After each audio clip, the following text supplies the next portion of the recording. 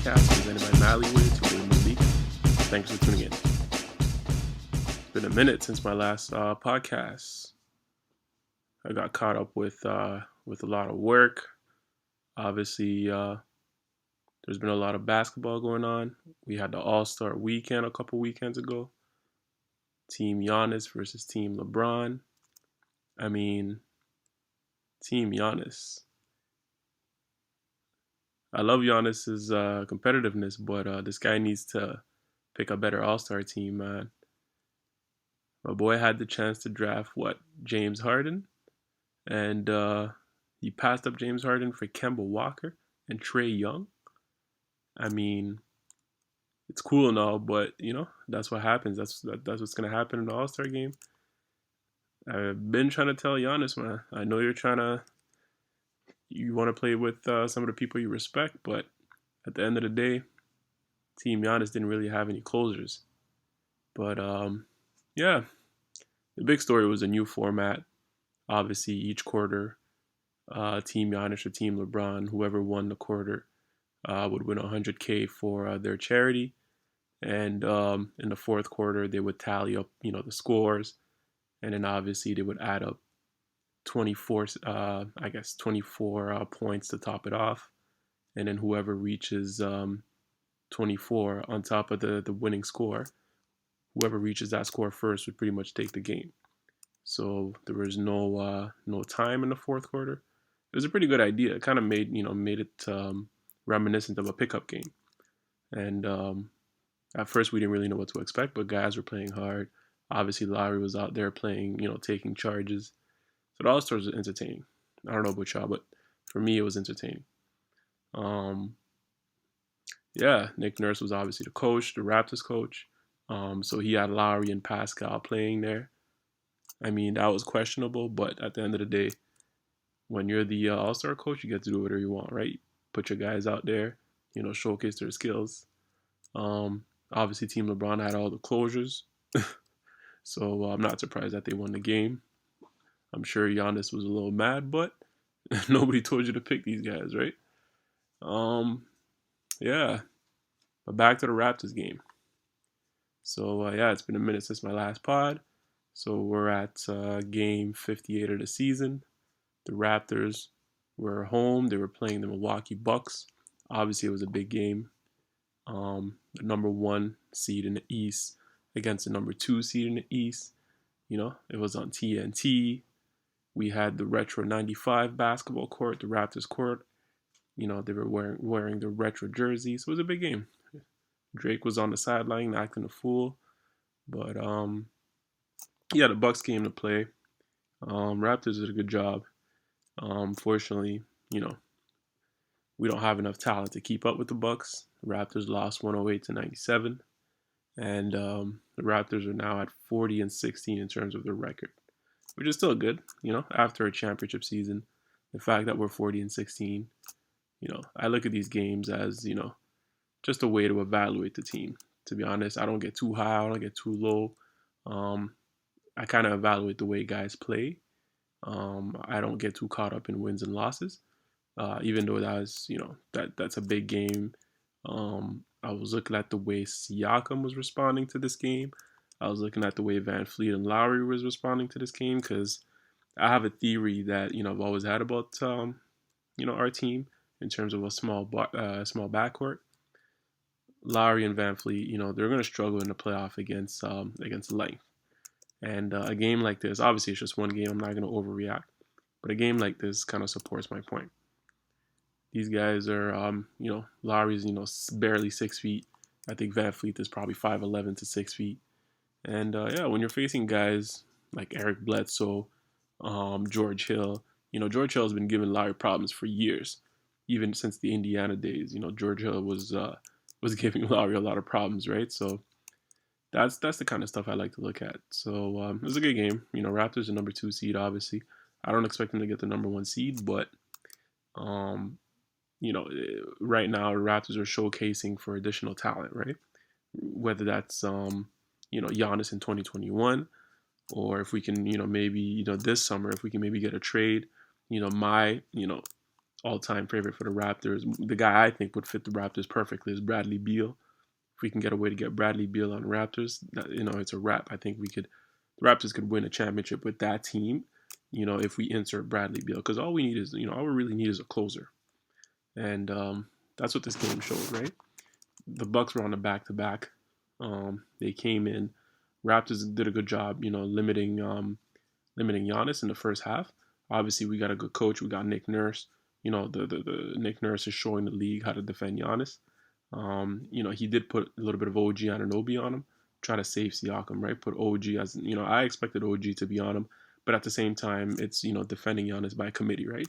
So OG picks him up on top, and then when Giannis tries to drive, obviously, you send one or two different mans to make sure, Giannis gets rid of the ball. So it worked. It worked. Obviously, you can't shut down a superstar like Giannis, right? But they did a good job. Giannis he got most of his points in the second half. Giannis pretty much had 19 points, 19 rebounds. Obviously, you can't stop a guy like Giannis, so he killed it on the boards. And he shot. He shot pretty poorly. He shot 5 for 14, and then 2 for 4 from three, which is good. 50% from three for Giannis. That's pretty good. But aside from that, nothing too special from the Buck side, right? Middleton was being guarded by Lowry for like the first half. I don't know what Middleton was doing, but he kind of woke up in the second half, and then he ended up with 22 points, 8 rebounds.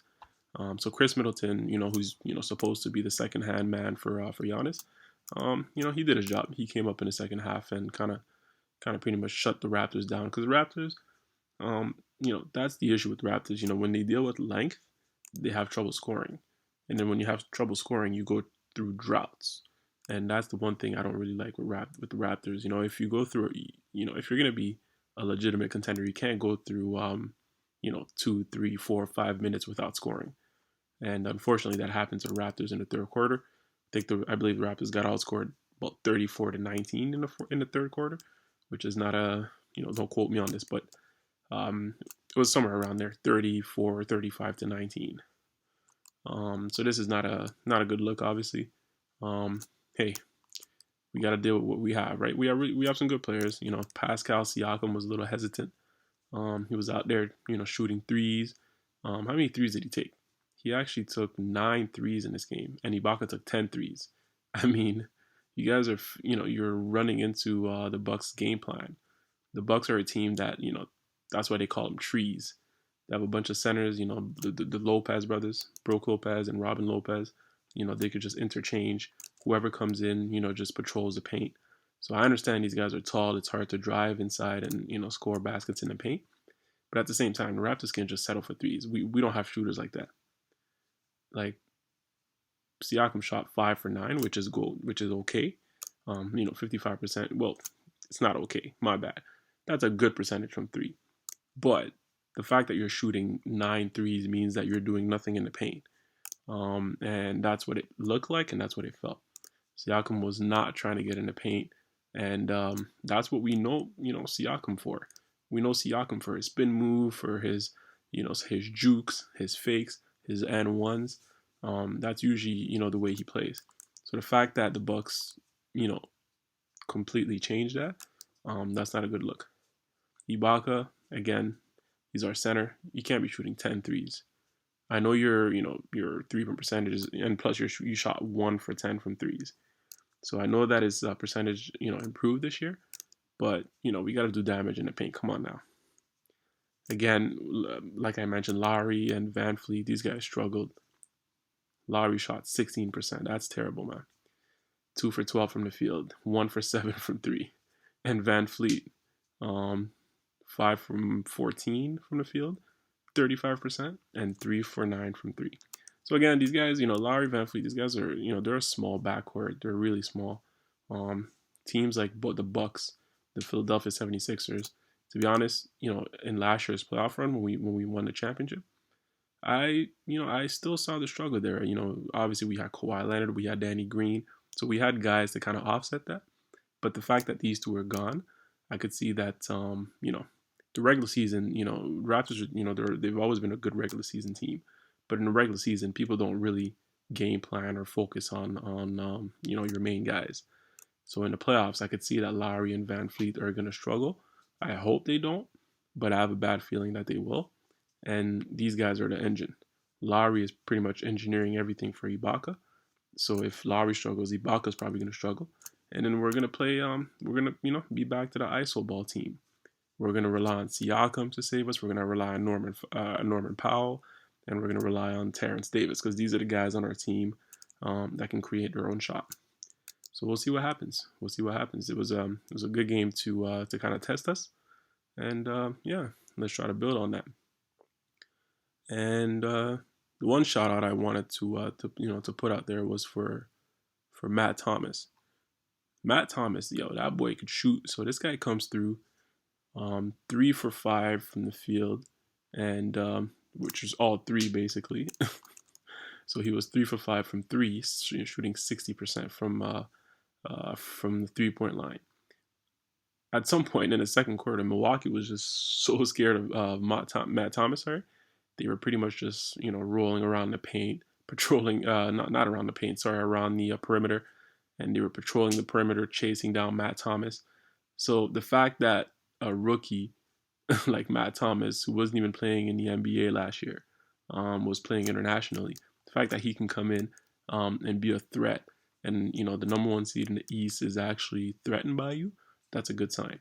He's been shooting, I think over the season he's like hovering around like 49 to 50% from three, which is great.